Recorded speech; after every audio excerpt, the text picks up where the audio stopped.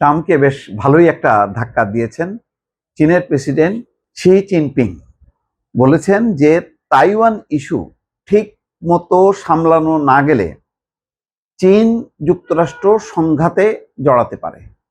রীতিমতো এটা কিন্তু একটা হুমকি।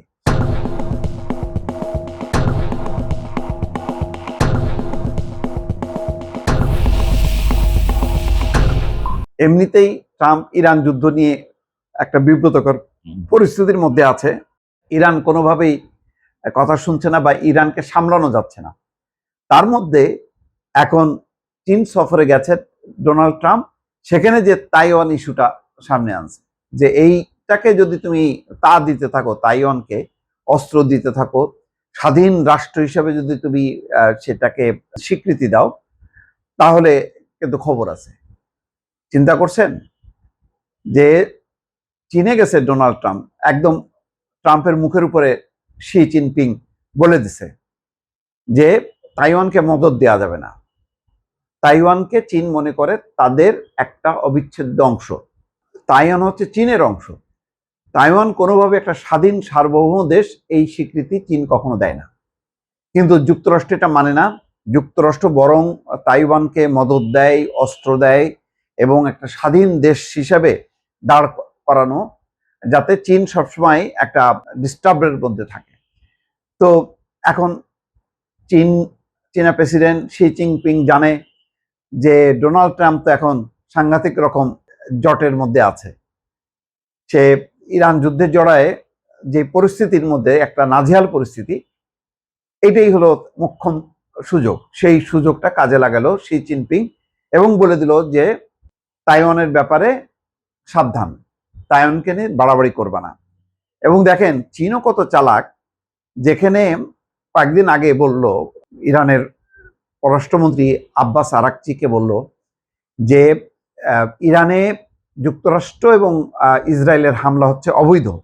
সেখানে দেখেন ডোনাল্ড ট্রাম্পকে সামনে রেখে বলতে পারতো যে দেখো এশিয়ার দেশ চীন এবং ইরান, তুমি দূরের থেকে এসে ইরানে কেন হামলা চালাচ্ছ? ইরানের সাথে আমাদের বন্ধুত্ব আছে, ইরানে যে ধরনের তোমরা যুদ্ধ করতেছো এটা অন্যায়, এটা দ্রুত মানে শেষ করো এটা। এই কথাটা কিন্তু বলার দরকার ছিল, কারণ ট্রাম্পের হয়তো আশঙ্কা ছিল যে চীন হয়তো এটা বলতে পারে। কারণ কয়েকদিন আগে চীনের পররাষ্ট্রমন্ত্রী, চীনের প্রেসিডেন্ট এই কথা বলছে যে ইরান যুদ্ধে জড়ানো এটা একেবারে সম্পূর্ণ অন্যায় এবং অযৌক্তিক। তো সেই কথাটা তো ডোনাল্ড ট্রাম্পকে সামনে রেখে বললো না চীন।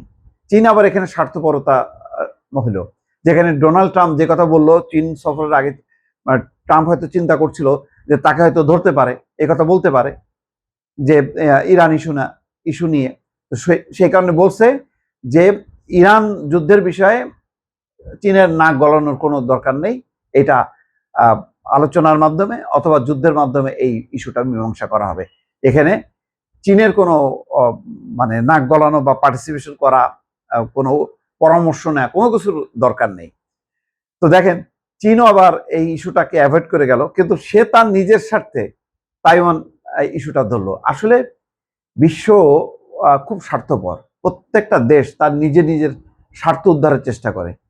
চীন জানে এই সময় এখন বেকায়দে আছে ডোনাল্ড ট্রাম্প, সুতরাং এই সময় যদি তাইওয়ান ইস্যুটাকে সামনে আনা যায়, তাহলে ট্রাম্প তো একটা কিছু বলবে যে না ঠিক আছে, আমরা এই ইস্যুটা আমরা দেখছি। দেখেন, অথচ চীনা প্রেসিডেন্টকে ট্রাম্প বলতেছে আপনি একজন মহান নেতা, মাঝে মধ্যে মানুষ আমার মুখে এই কথাটা শুনতে পছন্দ করে না, তবু আমি বলি। আবার বলছে, অনেকে বলেছেন এটা হয়তো এই যাবৎকালে সবচেয়ে বড় শীর্ষ সম্মেলন হতে চলেছে। কি পরিমাণ তেল দিচ্ছে শি জিনপিং, কারণ ট্রাম্প তো এখন বেকায়দায় আছে। ডোনাল্ড ট্রাম্প বলতেছে আপনার সঙ্গে থাকতে পারাটা সম্মানের, আপনার বন্ধু হতে পারাটাও সম্মানের, চীন যুক্তরাষ্ট্রের সম্পর্ক আগের যে কোনো সময়ের চেয়ে ভালো হতে চলেছে। কিন্তু শি জিনপিং কিন্তু পরিষ্কারভাবে বলছে যে যখন আমরা সহযোগিতা করি উভয় পক্ষ লাভবান হয়, যখন আমরা পরস্পরের মুখোমুখি হই উভয় পক্ষই ক্ষতির শিকার হয়। যে তুমি বাণিজ্য চুক্তি নিয়ে আমাদেরকে যে নাকে দড়ি দিয়ে ঘোরাচ্ছ, বিভিন্ন চীনা কোম্পানির উপর নিষেধাজ্ঞা দিচ্ছ, এই জন্য বলছে যে যখন আমরা মুখোমুখি হই তখন উভয় পক্ষ আমরা ক্ষতির মুখে পড়ি। তো যাই হোক, শি জিনপিং মোটামুটি যেই মেসেজ দেওয়ার দরকার সেটা বলছে ভালো মতনই। তবে ইরান ইস্যুতে কিছু এখনো আসে নাই। বাণিজ্যের পাশাপাশি ট্রাম্প ইরান ইস্যুতে শি জিনপিং এর সঙ্গে কথা বলেছেন, কি কথা বলেছেন এখনো পরিষ্কার না। নিশ্চয়ই দর্শক এই বিষয়ে তথ্য আসলে আপনাদেরকে জানাবো।